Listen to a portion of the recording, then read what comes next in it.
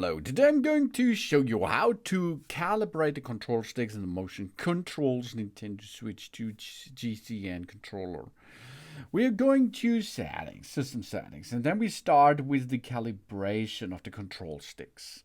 We can now push it and it should be in the center of this cross. If it is drifted out or something else, or the dot is not in the center, you should perform a calibration by using the X button. Then you use the stick to navigate to the right, bottom, left, and upper direction. And after you perform this, you can release that. Then we turn clockwise, job done, calibrations completed. If you like to cancel this, go to default settings by using the Y button.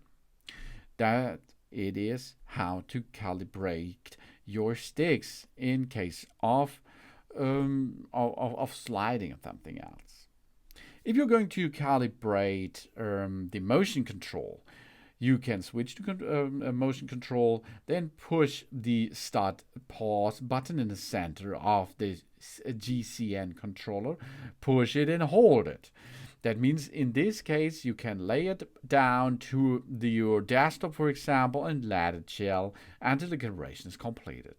That's how to call motion control calibration. And you can check the buttons by using the symbols and press them as you see that here.